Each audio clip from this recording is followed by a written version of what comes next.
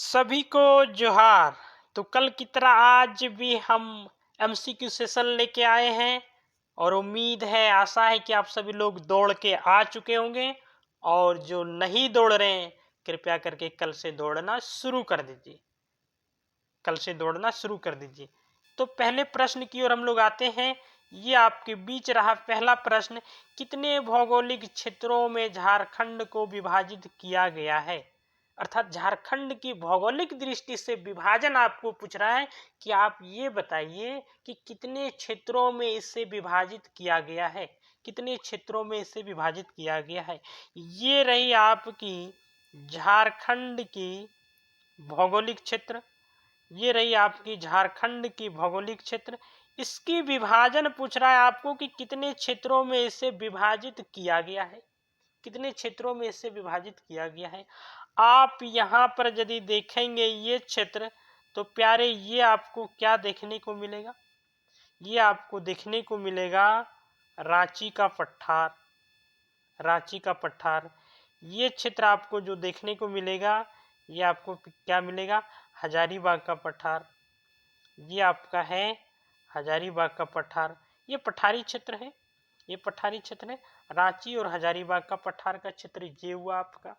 आप चले आइए पाट क्षेत्र में। तो ये क्षेत्र आपका क्या कहलाएगा, पाट की भूमि। ये क्षेत्र आपका क्या है प्यारे, पाट की भूमि। ठीक है। इसके बाद आप चले आइए, ये जो बचा हुआ क्षेत्र आपको देखने को मिल रहा है, ये राजमहल ट्रैप है। ये आपका है राजमहल की पहाड़ी। भौगोलिक और धरातलीय स्वरूप में ये आपको पढ़ने को मिलेगा। ये राजमहल का क्या है, ट्रैप। ये राजमहल का ट्रैप क्षेत्र है। आपके सामने ये जो खाली स्थान दिख रहा है झारखंड के दक्षिण में, ये चाईबासा का मैदान है प्यारे। ये चाईबासा का मैदान है। ये चाईबासा का मैदान है। ये चाईबासा का मैदान है। तो इस प्रकार से हमने ये देखा, ये पूरा क्षेत्र आपका हजारीबाग और रांची का पठार का भूमि हुआ। ये पाट भूमि हो गई। ये राजमहल की ट्रैप हो गया, राजमहल की भूमि। और ये चाईबासा का मैदान है। यदि इस मैपिंग को आप देखते हैं, इस मानचित्र को देखते हैं, तो हमने यहाँ पर आपको 4 प्रकार से विभाजित झारखंड का भौगोलिक दृष्टिकोण से बताया। भौगोलिक दृष्टिकोण से 4 प्रकार से विभाजित बताया है। और यही 4 प्रकार झारखंड की भौगोलिक क्षेत्र को विभाजित किया जाता है। इस प्रकार से आपके इस प्रश्न का उत्तर निकल के क्या आता है, बी। क्या आता है, बी। अर्थात झारखंड का भौगोलिक विभाजन कितने प्रकार से हो सकता है, 4 प्रकार से। कितने प्रकार से, 4 प्रकार से। चलिए अगले प्रश्न की ओर आते हैं। ये है आपका, झारखंड में सबसे ऊंचा स्थान कौन सा है। झारखंड में सबसे ऊंचा स्थान कौन सा है। हाँ, केवल हम लोग सवाल और उसका एमसीक्यू इतना ही तक सीमित नहीं रहेंगे। उस सवाल के इर्द गिर्द उठने वाले सभी सवालों को भी देखेंगे। और 4 ऑप्शन जो आपके बीच दिखाई पड़ रहे हैं, उन चारों ऑप्शन से अन्य जुड़े हुए प्रश्नों को भी हम लोग देखेंगे, ताकि केवल प्रश्न तक ही सीमित ना रहे। प्रश्न के इर्द गिर्द उठने वाले सभी प्रश्नों को भी हम लोग सीखते चलेंगे, है ना। तो आइए, क्या पूछ रहा है, सबसे ऊंचा स्थान बताएंगे। सबसे ऊंचा स्थान झारखंड का क्या है, पारसनाथ। पारसनाथ। अब आते हैं पारसनाथ के बारे में पूरी जानकारी हम लोग इकट्ठा कर लें इसी में। पारसनाथ की बातें किया जाए प्यारे, तो पारसनाथ की कुल ऊंचाई कितनी है। कुल ऊंचाई कितनी है, मीटर में बातें करें तो 1365 मीटर होगी। यदि इसे फीट में कहा जाए तो फीट में कितने होंगे। मैंने पिछली क्लास में भी ये बातें किया था। फीट में कितनी होगी, 4478। कहीं कहीं आपको 4480 फीट भी देखने को मिल सकती है। अब कुछ और बातें जुगाड़ कर लें यहां से। आप जानते होंगे 23वें तीर्थंकर जैन धर्म, है ना, ये विश्व प्रसिद्ध है। किसके लिए, जैन धर्मों के लिए। विश्व प्रसिद्ध है जैन धर्मों के लिए। और जैन धर्म के जो 23वें तीर्थंकर हुए प्यारे, वे अपने मुक्ति को, अपने मोक्ष की प्राप्ति करने के लिए पारसनाथ पर तप करने के लिए आए थे। तपस्या करने के लिए आए थे। तपस्या करने के लिए आए थे। इसके बाद अन्य सांस्कृतिक केंद्र में भी आपको ये बातें देखने को मिलेगा। क्या, तो संथाल जनजाति के जो लोग हैं, संथाल जनजाति के जो लोग हैं, वो संथाल जनजाति भी पारसनाथ को मरांग बुरु के नाम से पूजते हैं। मरांग बुरु के नाम से पूजा करते हैं। किसकी? पारसनाथ की। किसकी? पारसनाथ की। तो मरांग बुरु के नाम से इसकी पूजा करते हैं। किसकी? पारसनाथ की। कौन सी? संथाल जनजाति के लोग। संथाल जनजाति के लोग। तो इतनी ज्ञान हमने पारसनाथ के प्रति ले लिया। और झारखंड में सबसे ऊंचा है तो कितनी ऊंचा है, कितनी मीटर है। अन्य ऐसे सवाल आएंगे तो अन्य पारसनाथ से जुड़े हुए सभी बातों को हम लोग सीखते चलेंगे। चलिए अगले प्रश्न की ओर चलते हैं। तो इसकी उत्तर क्या हो गई आपकी? इसकी उत्तर हो गई ये, है ना, पारसनाथ। ये रही आपकी स्क्रीन पर अगली प्रश्न। पारसनाथ पहाड़ी की ऊंचाई कितनी है? प्यारे अभी तो हम लोगों ने उस कॉन्सेप्ट से देख लिया। कितनी है बताएंगे? कितनी है? 4478 फीट। अभी हम लोगों ने वहां पर पढ़ा ना। आपके कौन से आंसर हो जाएंगे? ये आंसर आपके हो जाएंगे बी। ऑप्शन आपके बी। पारसनाथ के बारे में, पारसनाथ से जुड़ी हुई कोई भी फैक्ट यदि पूछे या कोई भी कॉन्सेप्ट तो आपकी छूटनी नहीं चाहिए। पारसनाथ है कहाँ पर? जिले की दृष्टि से देखा जाए तो पारसनाथ आपके कहाँ पड़ेंगे? गिरिडीह जिला में। पारसनाथ कहाँ पड़ेंगे? गिरिडीह जिला में। पारसनाथ की अन्य बातें यदि किया जाए तो पारसनाथ की प्रकृति जो है वो हिमालय से मिलती जुलती है। हाँ प्यारे, उत्तर भारत में जो हिमालय सुनने को देखने को मिलता है उसकी प्रकृति उसी के समान पारसनाथ में मिलती जुलती आपको दिखाई देगी। पारसनाथ में वे पशु भी पाए जाते हैं जो पशु हिमालय क्षेत्र में देखने को मिलते हैं। हिमालय क्षेत्र में देखने को मिलते हैं। इसके बाद पारसनाथ के बारे में अन्य जानकारी, ये गिरिडीह या फिर हजारीबाग पठार का भाग है। पारसनाथ आपका क्या है? हजारीबाग पठार का भाग है। पारसनाथ आपका हजारीबाग पठार के भाग में आता है। हजारीबाग पठार के क्षेत्र में आता है। तो इस प्रकार से पारसनाथ के बारे में अन्य जानकारियां भी हम लोगों ने प्राप्त कर ली और इससे जुड़े हुए सभी प्रश्नों का भी आपको उत्तर मिल जाएगा। इसी से जुड़ा हुआ एक प्रश्न और आपके बीच आ गया, पारसनाथ पहाड़ी की ऊंचाई क्या है? वहां पर उन्होंने फीट में ऑप्शन दे रखा था। यहाँ पर प्रश्नों का ऑप्शन कैसे दे रखा है? मीटर में। मीटर में क्या होगी उत्तर? क्या होगी उत्तर? 1365 मीटर। आपकी उत्तर तो यही होगी ना प्यारे, 1365 मीटर। 1365 मीटर। कुछ अन्य जानकारी भी अन्य जुगाड़ कर लिया जाए इससे। इसे कहा जाए तो सम्मेद शिखर भी कहा जाता है। किसको? पारसनाथ को। सम्मेद शिखर। सम्मेद शिखर। सम्मेद शिखर कोई और नहीं, पारसनाथ को ही कहा जाता है। और अच्छा, पारसनाथ नाम कैसे पड़ा? केवल एमसीक्यू तक सीमित नहीं रहेंगे, हम लोग कंप्लीट कॉन्सेप्ट देखेंगे। पारसनाथ का आखिरकार पारसनाथ क्यों कहा गया? आपको पारसुनाथ नामक जैन धर्म के तपस्वी के नाम पर इनका नाम क्या पड़ गया? पारसनाथ। इनका नाम क्या पड़ गया? पारसनाथ, है ना। अन्य बातें और क्या देखा जाए? पारसनाथ की अवस्थिति बराकर नदी जो झारखंड में गिरिडीह को सबसे अधिक सिंचती है, लाभ देती है। पारसनाथ नदी के किनारे, सॉरी, बराकर नदी के किनारे पारसनाथ पहाड़ी अवस्थित है। बराकर नदी के किनारे पारसनाथ पहाड़ी अवस्थित है। पारसनाथ पहाड़ी अवस्थित है। तो इतनी जानकारी हमने सभी प्रश्नों से पारसनाथ के बारे में दे लिया। आप देख सकते हैं ये रही पारसनाथ की पूरी जानकारी, है ना। चलिए अगले प्रश्न की ओर हम लोग चलते हैं और आपके स्क्रीन पर अगला प्रश्न आ चुका है। राजमहल ट्रैप का निर्माण किस काल में हुआ था? राजमहल ट्रैप का निर्माण किस काल में हुआ था? तो समय पूछ रहा है प्यारे कि वो समय बताएं, कौन सा समय में राजमहल ट्रैप का निर्माण हुआ था। राजमहल ट्रैप का निर्माण हुआ था। तो राजमहल ट्रैप का निर्माण काल की बातें करें तो जुरासिक युग में हुआ था। समय है जुरासिक। नाम सुन के आप कंफ्यूजन में मत पड़ जाइएगा, सोचने मत लगिएगा। नाम है प्यारे, ये नाम है राजमहल ट्रैप। किस काल में हुआ? तो जुरासिक युग में हुआ। ये जुरासिक नाम है, पेलियोजोइक नाम है, फेनरोजोइक नाम है, सेनोजोइक नाम है। यहाँ पर आपको याद रखना है जुरासिक, जुरासिक काल, जुरासिक काल। इस काल में आपका राजमहल ट्रैप का क्या हुआ था? निर्माण हुआ था। राजमहल ट्रैप का निर्माण हुआ था। ठीक है, राजमहल ट्रैप के बारे में कुछ अन्य जानकारियां भी तो जुगाड़ कर लें। क्या किया जाए?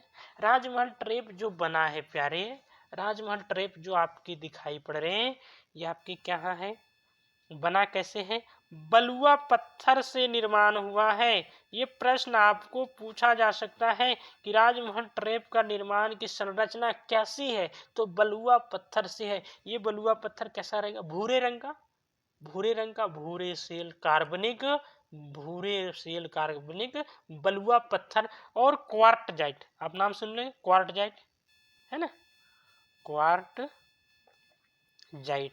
भी पाया जाता है। किसमें? राजमहल के ट्रैप में। किसमें? राजमहल के ट्रैप में, है ना, राजमहल के ट्रैप में।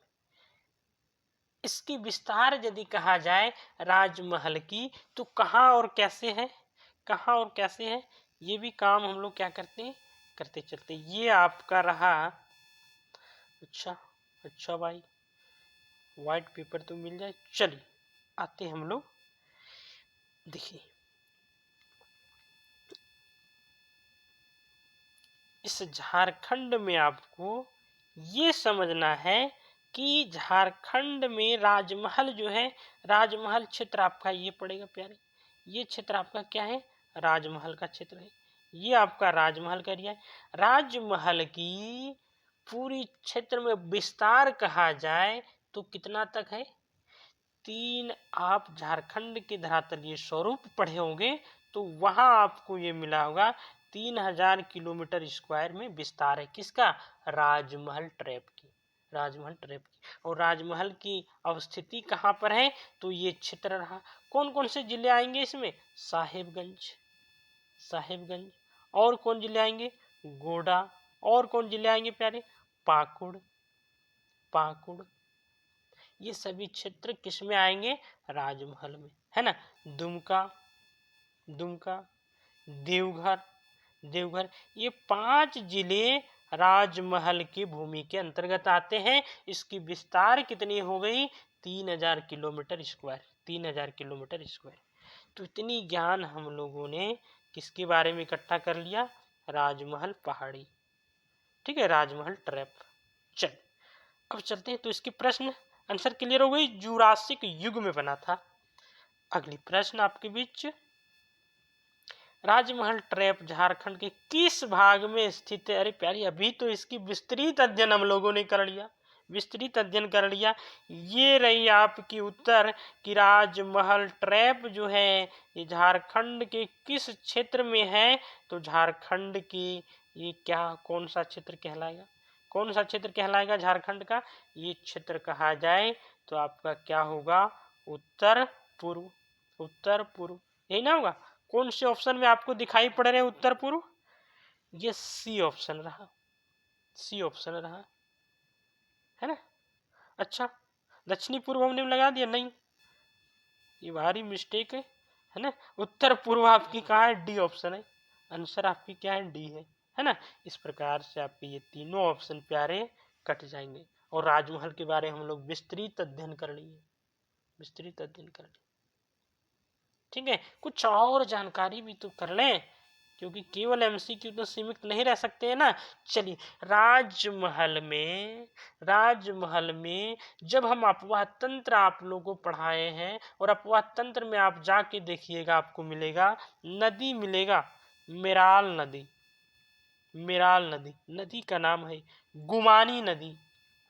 ये नदी बहुत गुमान करती है अपने आप में, ये नदी अपने आप में बहुत गुमान करती है। ये दोनों नदियां का उद्गम क्षेत्र राजमहल की ट्रैप है, राजमहल की पहाड़ी है, राजमहल की ट्रैप है, राजमहल की पहाड़ी है, राजमहल की पहाड़ी। ठीक है, चल अगले प्रश्न की ओर। इस प्रकार से इसका उत्तर आपका क्या हो गया? डी, है ना, डी। चलिए रांची पठार प्लेटो, छोटा नागपुर पठार प्लेटो के किस हिस्से में स्थित है? बातें कर रही है रांची पठार और छोटा नागपुर पठार के किस हिस्से में स्थित है। रांची का जो पठार है वो छोटा नागपुर के पठार से किस हिस्से में स्थित है। चलिए बात को समझते हैं हम लोग, बात को हम लोग समझते हैं। ये रही आपकी झारखंड, और इस झारखंड में प्यारे आपको ये देखने को मिलेगा, इस झारखंड में आपको ये देखने को मिलेगा, ये क्षेत्र आप जो देख रहे हैं, ये क्षेत्र आप जो देख रहे हैं वो क्या है? छोटा नागपुर पठार का एरिया। ये क्षेत्र आपका है छोटा नागपुर पठार का क्षेत्र। तो ये छोटा नागपुर पठार यदि का क्षेत्र है, छोटा नागपुर पठार का यदि ये क्षेत्र है प्यारे, तो निश्चित रूप से यहाँ पर पड़ेगा रांची का पठार। ये क्षेत्र आपका पड़ेगा रांची का पठार। अब बताइए यदि आपको ये पूछे कि रांची का पठार छोटा नागपुर के पठार से किधर है, या रांची का पठार छोटा नागपुर पठार के किस दिशा में है, किस हिस्से में है, तो आप बताइए क्या कहिएगा? पूर्व में, पश्चिम में, उत्तर में, दक्षिण में, क्या कहेंगे? निश्चित रूप से आप क्लिक करेंगे भैया दक्षिण में है। ये छोटा नागपुर पठार का क्षेत्र है, ये रांची पठार का क्षेत्र है। तो छोटा नागपुर पठार के दक्षिण में आपका रांची का पठार अवस्थित है, रांची का पठार स्थित है। कॉन्सेप्ट भी क्लियर हो रही है, प्रश्न से एमसीक्यू भी हमारी हो रही है। चलिए अगले प्रश्न की ओर, और ये रहा आपके बीच अगला प्रश्न। क्या है? उच्चतर रांची की पठार की औसत समुद्र तल से ऊंचाई कितनी है? समुद्र तल से ऊंचाई पूछ रही है किसकी? रांची पठार की। रांची पठार के समुद्र तल से ऊंचाई कितनी है? समुद्र तल से ऊंचाई रांची की पठार की मीटर में प्यारे मैं आपको बता दूं 600 मीटर है। 600 मीटर है, मीटर में 600 मीटर है। जबकि इसे फीट में कहेंगे तो इसकी फीट में आपकी क्या हो जाएगी? फीट में आपकी क्या हो जाएगी? 2500 से लेकर के 3600 फीट में चला जाएगा। 3600 आपके ये फीट में हो जाएगा, ये आपके फीट में हो जाएगा। ध्यान रखेंगे मीटर भी आपको याद रखने हैं और फीट भी आपको याद रखना है। फीट भी आपको याद रखना है। मीटर में आपके 600 मीटर हो जाएंगे और फीट में आपके 2500 से 3600 फीट हो जाएंगे। तो कौन सा ऑप्शन में आपकी ये बातें मिल रही हैं? तो ऑप्शन ये, ऑप्शन ये। ठीक है, उत्तर मिल जा रहे हैं और कॉन्सेप्ट भी क्लियर होते जा रहे हैं। तो समुद्र तल से औसत ऊंचाई 600 मीटर है और फीट की बातें करें तो 2500 से 3600 फीट है। चलिए इस प्रश्न को हम लोग देखते हैं। छोटा नागपुर पठार निम्नलिखित औद्योगिक बस्तियों में से किस में स्थित है? ये प्रश्न को जरा ध्यान दीजिए। क्या बता रहा है कि छोटा नागपुर पठार निम्नलिखित उद्योग जो बस्ती बसे हैं, जो उद्योग जो लगे हैं, उसमें से किस में स्थित है, किस क्षेत्र में स्थित है? बताइए। सिंदरी, भिलाई, आसनसोल, रांची। प्यारे झारखंड में पठार की यदि बातें आती है और देश के अन्य क्षेत्रों से हिस्सा किया जाए, देश के अन्य क्षेत्रों से तुलना किया जाए, तो आप सीधा चले जाइएगा छोटा नागपुर पठार। और छोटा नागपुर पठार के बारे में यदि पूछे आपको और देश के किसी अन्य क्षेत्रों से तुलना करें तो सीधा आप चले जाइएगा हजारीबाग, रांची, कोडरमा, गिरिडीह। रांची, कोडरमा, गिरिडीह, क्योंकि छोटा नागपुर पठार को जीर्ण निर्माण है प्यारे। चलिए छोटा नागपुर पठार जो आपका बना है वो रांची का पठार, ध्यान रखिएगा, रांची का पठार, हजारीबाग का पठार, हजारीबाग का पठार और कोडरमा का पठार, और कोडरमा का पठार। इन तीनों पठार के साथ साथ अन्य क्षेत्र भी शामिल है, लेकिन ये तीनों पठार आपके किसके अंतर्गत आएंगे? छोटा नागपुर पठार के अंतर्गत आएंगे, छोटा नागपुर पठार के अंतर्गत आएंगे। तो इस प्रकार से आपके आसनसोल कट जाएंगे, सिंदरी कट जाएगी, भिलाई कट जाएगी और उत्तर क्या निकल के आएगा? रांची, क्योंकि छोटा नागपुर का संबंध झारखंड के रांची से है, झारखंड के रांची से है। छोटा नागपुर की तुलना देश के अन्य हिस्सों से करें तो ध्यान रखिएगा वो झारखंड जाएगा। और झारखंड की तुलना छोटा नागपुर पठार से लेते हुए एन से करें तो आपके वो उत्तर क्या हो जाएंगे, छोटा नागपुर पठार, छोटा नागपुर पठार। चलिए, बातें स्पष्ट हो रही है ना, क्लियर है ना। और कमेंट सेक्शन में जाके कमेंट करना क्लास कैसा रहा, क्या आप जिसकी आपको जरूरत है क्या वो एमसीक्यू उस प्रकार से हो रही है या फिर नहीं, है ना। चल, ये रही आपकी 10वीं क्वेश्चन। क्या है, झारखंड राज्य मुख्य तौर पर स्थित है। क्या बात बता रहा है, झारखंड राज्य मुख्य तौर पर कहाँ स्थित है, प्यारे बताएंगे। झारखंड राज्य की बात है, आप लोग हिमालय तो जाएंगे ही नहीं, अरावली तो जाएंगे ही नहीं, पश्चिमी घाट तो जाएंगे ही नहीं, सीधे से उत्तर आपके निकल के आएंगे छोटा नागपुर पठार झारखंड, छोटा नागपुर पठार झारखंड, छोटा नागपुर पठार झारखंड। चलिए हम लोग देख लें कि आखिरकार पश्चिमी हिमालय कहाँ है, अरावली कहाँ है, पश्चिमी घाट किसे कहते हैं, है ना। ये रहा आपका प्यारे भारत का मैपिंग। और इस भारत में आपको ढूंढ के निकालना है कि पश्चिमी घाट किसे कहते हैं, पश्चिमी हिमालय किसे कहते हैं, ताकि सारी बातें आपको समझ में आ जाए, सारी बातें समझ में आ जाए। ये रहा हिमालय का क्षेत्र प्यारे, ये आपका है हिमालय। ये एरिया जो आपको दिखाई पड़ रहा है, ये एरिया जो आप देख रहे हैं, ये क्षेत्र आपका क्या है, हिमालय। ये क्षेत्र आपका प्यारे क्या है, हिमालय। ठीक है, ये जो क्षेत्र आपको दिख रहा है भारत के पश्चिम में, भारत के पश्चिम में ये आपका है पश्चिमी तट, भारत के पश्चिम में ये आपका क्या है, पश्चिमी तट। ठीक है, और दिल्ली के पास अब चले जाइए, ये दिल्ली के पास चले जाइए, ये क्षेत्र आपका रहा अरावली, ये रहा प्यारे आपके अरावली, ये रहा आपके अरावली। और यहाँ पर आप चले आइए, ये क्षेत्र जो दिख रहा है, ये स्थल, ये भौगोलिक क्षेत्र जो दिख रहा है, ये आपका क्या हो गया, ये आपका क्या हो गया, छोटा नागपुर पठार। और ये पश्चिमी हिमालय की बातें करता है, ये आपका आ जाएगा जम्मू कश्मीर पंजाब वाला क्षेत्र, है ना।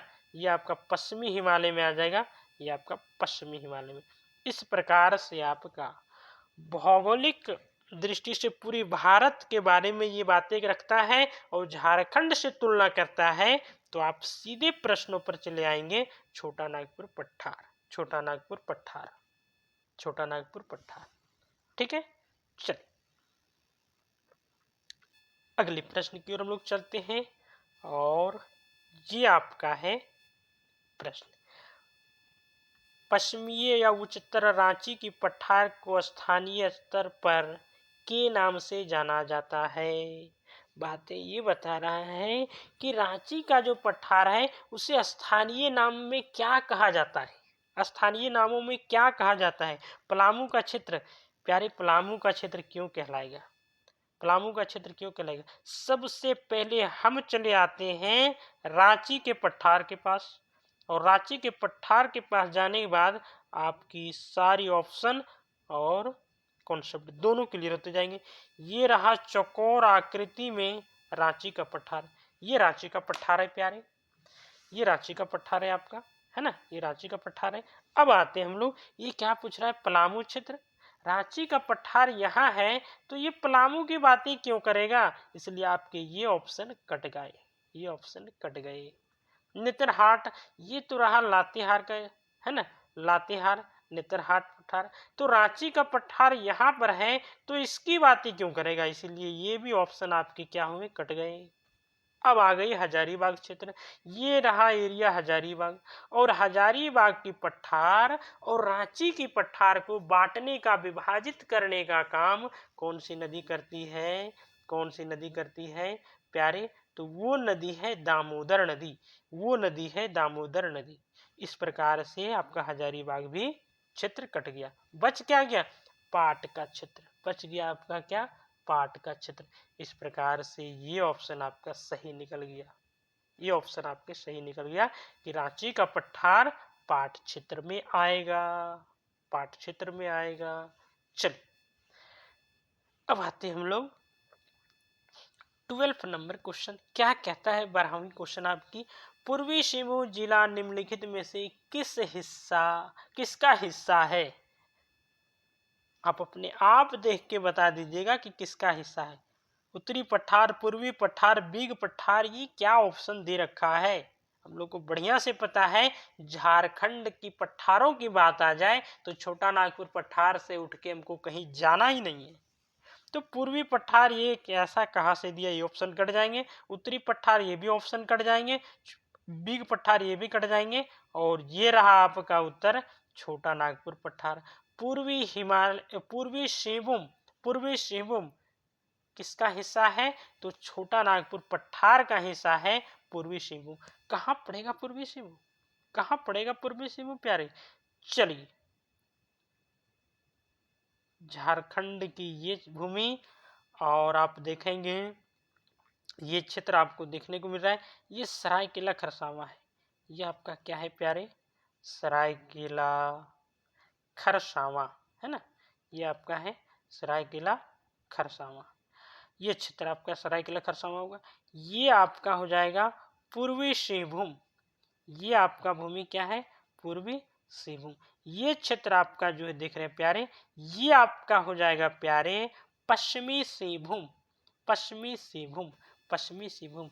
तो अब पूछ रहा है कि पूर्वी सिंहभूम किसका हिस्सा है? ये ऑप्शन से ही आपके उत्तर मिल रहे हैं कि पूर्वी सिंहभूम झारखंड में स्थित है। तो निश्चित रूप से झारखंड किसका हिस्सा है? छोटा नागपुर पठार का, छोटा नागपुर पठार का।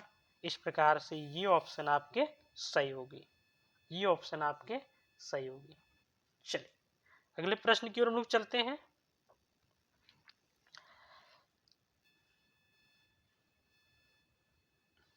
ये रहा न्यू प्रश्न आपके बीच। छोटा नागपुर का पठार एक महाद्वीपीय पठार है। दामोदर द्रोणी निम्नलिखित में से किसके बीच द्रोण बनाता है? बताइए, किसके बीच द्रोण बनाने का काम करता है? चलिए आते हैं हम लोग, सबसे पहले झारखंड की दामोदर नदी क्या करती है पठारों के बीच में, ये जान लेते हैं, फिर आपको पूरी बातें समझ में आ जाएगा, है ना। चलिए आ जाइए, दामोदर नदी पे आते हैं हम लोग, है ना। ये आप देख रहे होंगे झारखंड का मैपिंग, और इस झारखंड में आपको प्यारे एक बातें समझ में आनी चाहिए कि जो आपका ये पठार है चौकोर आकृति में, ये आपका क्या है? रांची का पठार है। ये आपका क्या है प्यारे? रांची का पठार, ठीक है। ये आपका रांची का पठार है। और आप ये क्षेत्र जो देख रहे हैं, ये आपका है क्या? हजारीबाग का पठार है। ये आपका है हजारीबाग का पठार है। इसी के अंतर्गत पारसनाथ भी आएगा, इसी के अंदर पारसनाथ आएगा। ये हो गया हजारीबाग का पठार। अब होती क्या है, पूर्व में ये हजारीबाग का पठार और रांची का पठार दोनों एक साथ सम्मिलित था, दोनों एक साथ मिले हुए थे। लेकिन दामोदर नदी लातेहार के टोरी से निकलते हुए इस प्रकार से दोनों पठारों को बांटने का काम करती है। दामोदर नदी दोनों पठारों को विभाजित करने का काम करती है। अर्थात हजारीबाग का पठार और रांची का पठार पूर्व के समय में एक था, लेकिन दामोदर नदी ने दोनों को दो भागों में बांटने का काम किया है। किस प्रकार से किया है तो आपके सामने है, आप देख लीजिए। ये आपका हजारीबाग का पठार है, ये आपका रांची का पठार है। अब आते हैं हम लोग प्रश्न पर, अब आते हैं हम लोग प्रश्नों पर कि आखिर प्रश्न क्या कह रहा है, और आपके उत्तर यहाँ से देखने को मिल जाएंगे, है ना। ये रही आपकी प्रश्न। छोटा नागपुर का पठार एक महाद्वीपीय पठार है। दामोदर द्रोणी निम्नलिखित में से किसके बीच द्रोण बनाता है? प्यारे उत्तर तो मिल चुका है, किसके बीच द्रोण बनाएगा? रांची और हजारीबाग पठार के बीच में। मानभूम और सिंहभूम क्यों जाएगा भाई? मानभूम और सिंहभूम क्यों जाएगा प्यारे? ये तो कट जाएगा।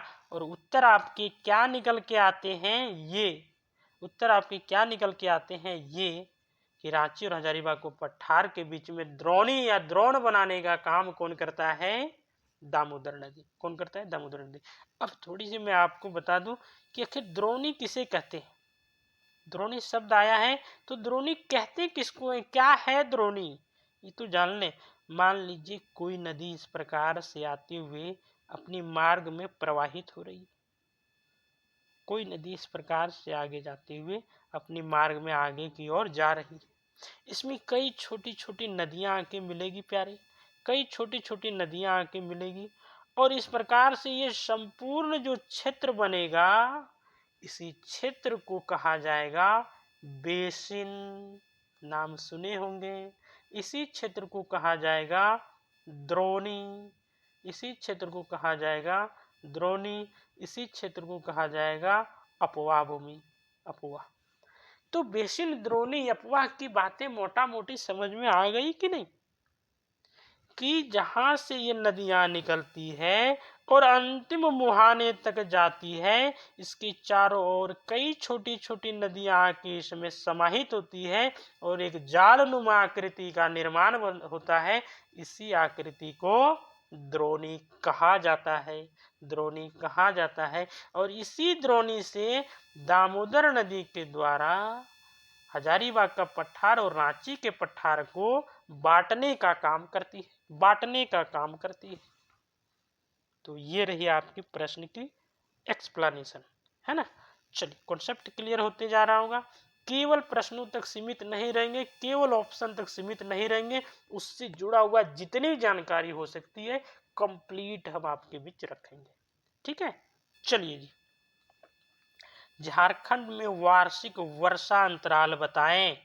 झारखंड में वार्षिक वर्षा का अंतराल कितना है, वार्षिक वर्षा का अंतराल कितना है। चलिए प्यारे, बहुत अच्छे मजेदार सवाल है। कितना है? 100 से 200 सेंटीमीटर के मध्य में वर्षा पाया जाता है। यह अंतराल है झारखंड के वार्षिक वर्षा का अंतराल है ना, वार्षिक वर्षा का अंतराल है। औसत वर्षा यदि पूछे तो क्या होगा, झारखंड की औसत वर्षा यदि पूछे तो आपकी क्या होगी। औसत वर्षा यदि झारखंड में पूछे प्यारे तो 140 सेंटीमीटर, 140 सेंटीमीटर। सबसे अधिक वर्षा वाला स्थान यदि पूछे तो क्या होगा, तो सबसे अधिक वर्षा वाला यदि स्थान पूछे तो नेतरहाट होगा। सबसे अधिक वर्षा कहाँ होती है? नेतरहाट में। और यदि ये पूछे कि सबसे कम वर्षा कहाँ होती है झारखंड में, यदि ये पूछे आपको सबसे कम वर्षा कहाँ होती है तो कहाँ होगा? चाईबासा का मैदान होगा प्यारे, चाईबासा का मैदान, चाईबासा, चाईबासा क्षेत्र में। बातें क्लियर हो रही है। क्यों नेतरहाट में अधिक होती है? क्योंकि ये पहाड़ी क्षेत्र है, यहाँ अवरोध मिल जाता है। नेतरहाट की पहाड़ मानसूनी हवाओं को अवरोध पैदा करती है। और चाईबासा में वर्षा कम क्यों होता है? क्योंकि ये क्षेत्र अवरोध विहीन है, रोक नहीं पाती है, इसलिए यहाँ वर्षा कम होता है। तो औसत वर्षा समझ गए, सबसे अधिक वर्षा समझ गए और सबसे कम वर्षा समझ गए। एक बात है और समझ ली, सबसे अधिक वर्षा वाला जिला कौन है, सर्वाधिक वर्षा वाला जिला कौन है, ये कमेंट सेक्शन में आप लोग उत्तर दीजिएगा, कमेंट सेक्शन में उत्तर दीजिएगा। चलो बता ही देता हूँ, बता ही देता हूँ कौन सा जिला है जो सबसे अधिक वर्षा होता है, तो वो कोई और नहीं, हजारीबाग जिला है, हजारीबाग जिला है ना। हजारीबाग जिले में जिले की दृष्टि से सबसे अधिक वर्षा पाया जाता है। चलिए, झारखंड में वर्षा किस मानसून से होता है, झारखंड में वर्षा किस मानसून से होता है। तो झारखंड में वर्षा जो होती है प्यारे, वो दक्षिण पश्चिम मानसून से होती है। अब बातें हम लोग को समझना है कि आखिर दक्षिण पश्चिम मानसून होती क्या है, दक्षिण पश्चिम मानसून होती क्या है। चलिए पहले भारत को समझ लेते हैं, फिर भारत में आपको हम लेके चले जाएंगे दक्षिण पश्चिम मानसून।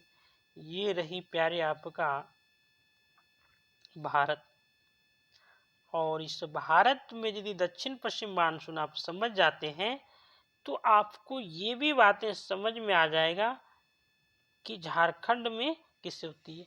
इस भारत के मानचित्र में आपको देखने को मिलेगा कि यहाँ जो है ये क्या है प्यारे, बंगाल की खाड़ी है, बंगाल की खाड़ी है। ये आपका क्या है प्यारे, बंगाल की खाड़ी है। ये आपका क्या है प्यारे, अरब सागर है। ये आपका क्या है, अरब सागर है, अरब सागर है। ठीक ना, ये आपका अरब सागर है। और ये आपका रहा हिंद महासागर, ये आपका रहा हिंद महासागर, हिंद महासागर। तो ये झारखंड सॉरी भारत के दक्षिण में आप देखेंगे तो पानी का स्थान है, जल का स्थान क्षेत्र आपको दिखाई पड़ रहे होंगे। अब होती क्या है, यहाँ से जो हवाएं उठती है, मानसूनी हवाएं जो उठती है भारत के दक्षिण से, उसकी दिशा इस प्रकार से रहती है, इसकी दिशा इस प्रकार से रहती है। और जब इसकी दिशा इस प्रकार से होगी प्यारे, तो इसकी दिशाओं के आधार पर इसे क्या कहा जाएगा, दक्षिण पश्चिम मानसून। क्यों कहा जा रहा है, क्योंकि इसकी दिशा भारत के दक्षिण पश्चिम की से ही है, इसीलिए इसे कहा जाता है दक्षिण पश्चिम मानसून। और भारत में सर्वाधिक वर्षा दक्षिण पश्चिम मानसून के द्वारा ही होती है। इसमें से दो शाखाएं आपको देखने को मिल रही है, एक बंगाल की खाड़ी शाखा, दूसरी अरब सागर की शाखा। तो बंगाल की खाड़ी शाखा से सर्वाधिक वर्षा होती है, और इसमें सर्वाधिक वर्षा, जो हम झारखंड पढ़ रहे हैं तो झारखंड में सर्वाधिक वर्षा बंगाल की खाड़ी शाखा से देखने को मिलेगा, बंगाल की खाड़ी शाखा से देखने को मिलेगा। ठीक है, अब बातें कुछ समझ में आ गई कि दक्षिण पश्चिम मानसून क्यों कहा जाता है, और दक्षिण पश्चिम मानसून से कैसे झारखंड में वर्षा होती है, कैसे झारखंड में वर्षा होती है, कैसे झारखंड में आपकी वर्षा होती है। अब चले आइए उत्तर पर, क्या बता रहा है, किस मानसून से वर्षा होती है। तो प्यारे झारखंड में किस मानसून से वर्षा होगी, दक्षिण पश्चिम मानसून से झारखंड में वर्षा होगी। भारत की दृष्टि से देखें तो भारत में भी सर्वाधिक वर्षा दक्षिण पश्चिम मानसून से होती है। उसमें से यदि शाखा की बातें करें प्यारे, तो बंगाल की खाड़ी शाखा से सर्वाधिक वर्षा होती है, बंगाल की खाड़ी शाखा से सर्वाधिक वर्षा होती है, बंगाल की खाड़ी शाखा से सर्वाधिक वर्षा होगी। ठीक, तो इस प्रकार से उत्तरी पूर्वी मानसून आपके कट जाएगा, नार्वेस्टर भी कट जाएगा। ये गर्मी का मौसम में नार्वेस्टर चलता है प्यारे, ये कहाँ से ऑप्शन में मिला दिया, उपरोक्त में से कोई भी आंसर नहीं है, ये भी कट जाएगा क्योंकि हम लोगों का आंसर आ चुका है दक्षिण पश्चिम मानसून से। तो भारत के संदर्भ में ये प्रश्न आपको देखने को मिले, दक्षिण पश्चिम मानसून। हाँ, हमने दक्षिण पश्चिम मानसून का कंप्लीट कॉन्सेप्ट आपको नहीं बताया, केवल ये बताया कि दक्षिण पश्चिम मानसून क्या होती है, ताकि आप ये समझ में पाए, ताकि आप ये समझ लें कि दक्षिण पश्चिम मानसून से झारखंड में वर्षा होती है, झारखंड में वर्षा होती है। चलिए अगले प्रश्न की ओर लोग चलते हैं, और ये रहा आपके स्क्रीन पर अगला प्रश्न। क्या कहता है ये प्रश्न, सुनिए।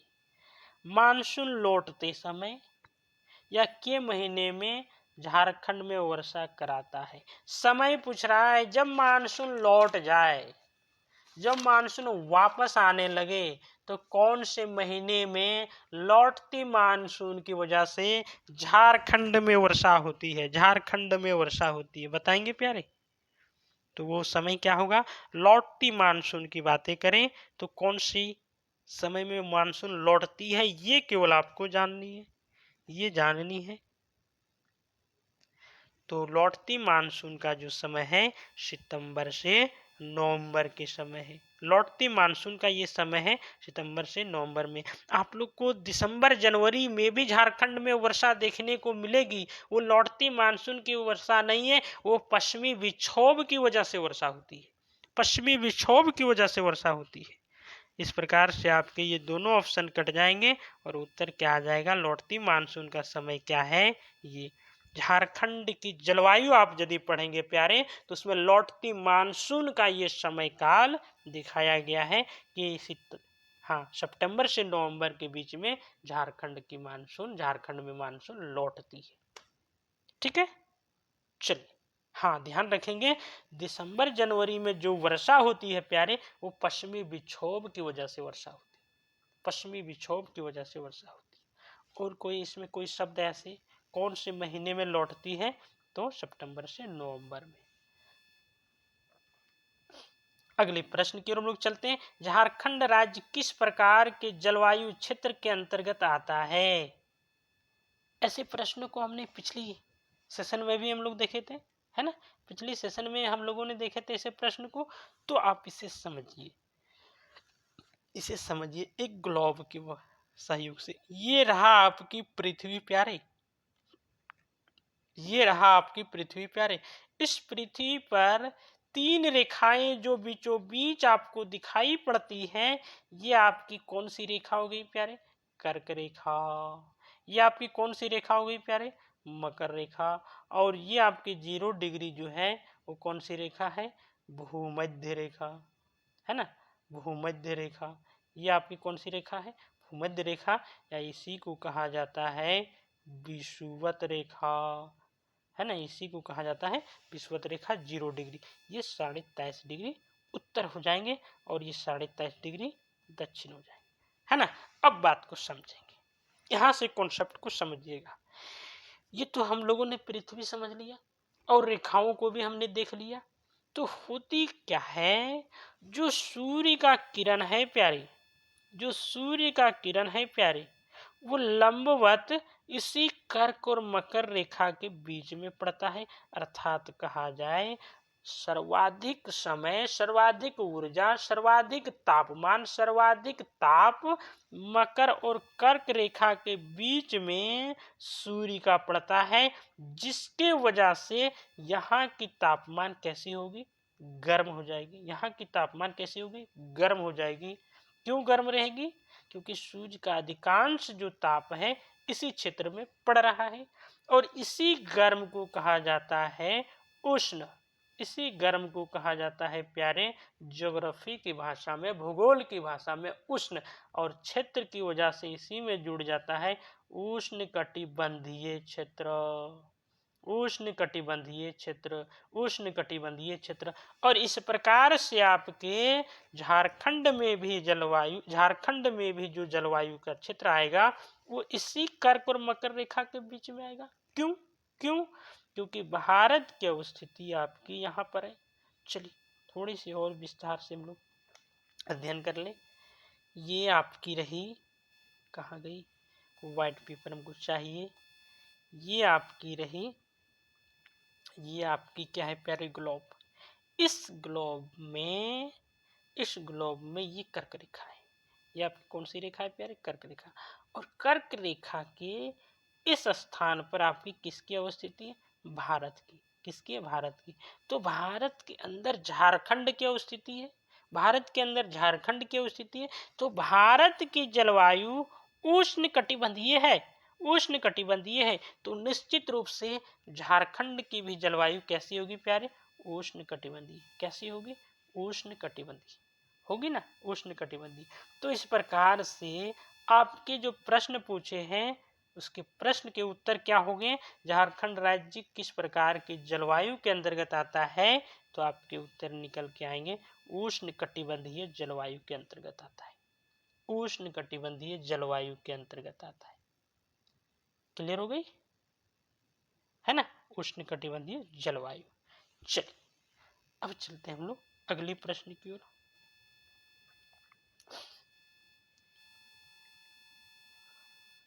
ये रहा आपका अगला प्रश्न। झारखंड राज्य मुख्यतः किस जलवायु क्षेत्र के तहत आता है? वही प्रश्न रिपीट हो गया क्या? कोई बात नहीं, कोई बात नहीं।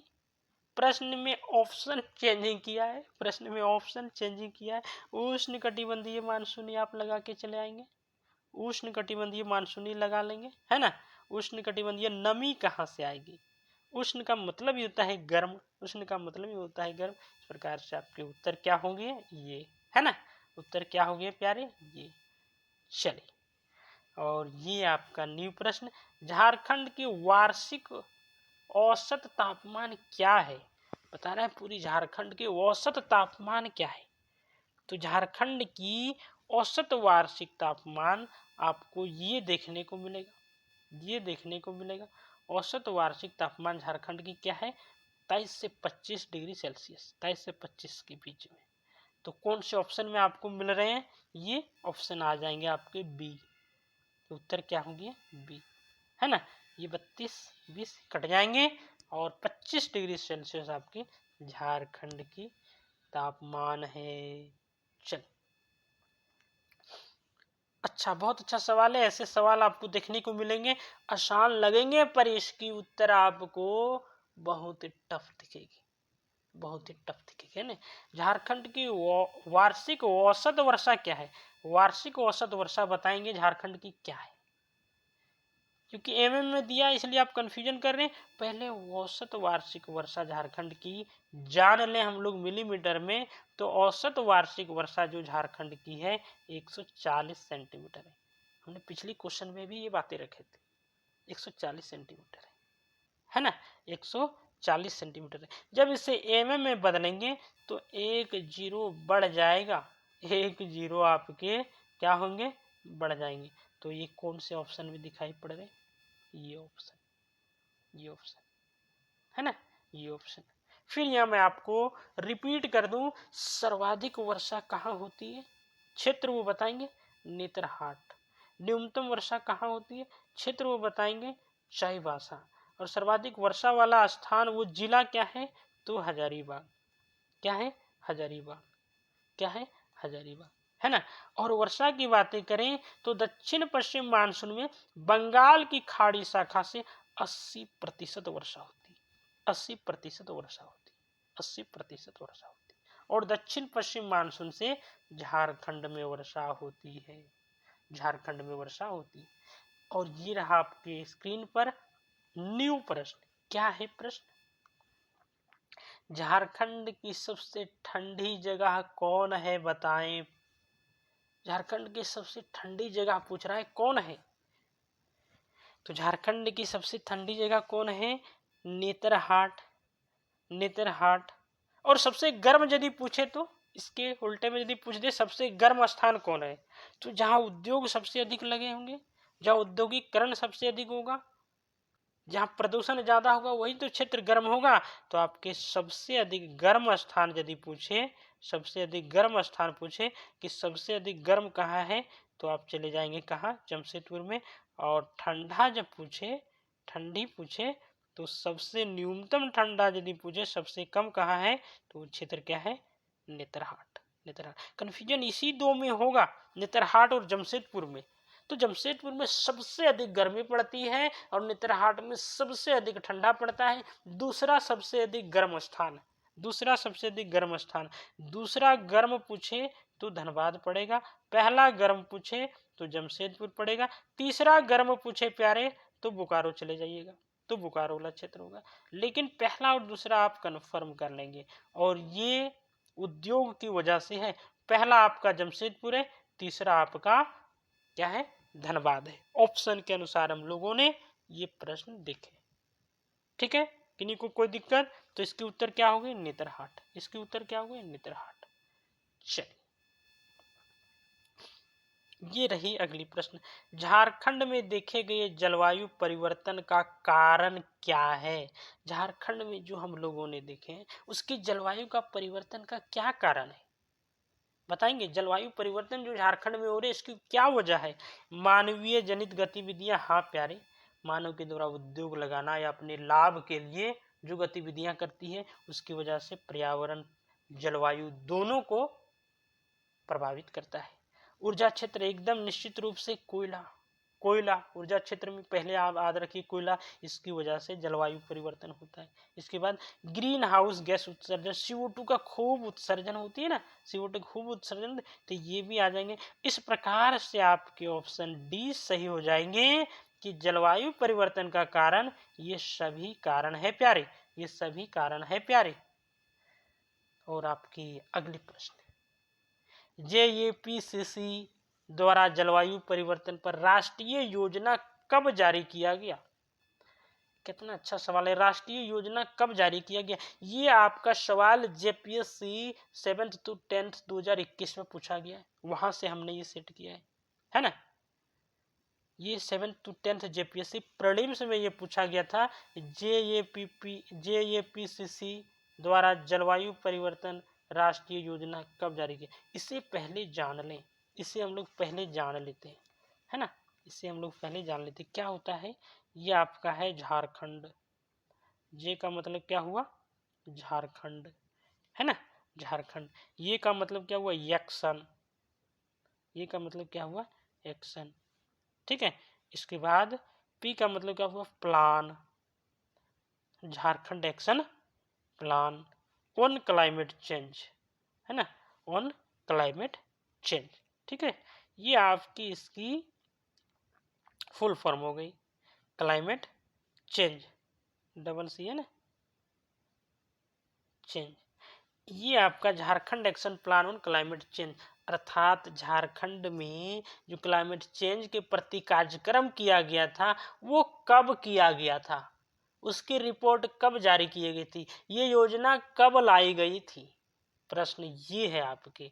और ये आपको बता दें 30 जून 2008 को आया था, 30 जून 2008 को। ये प्रश्न इंपॉर्टेंट है, ये प्रश्न इंपॉर्टेंट है, 2021 जेपीएससी प्रीलिम्स में पूछा गया ये प्रश्न है ना।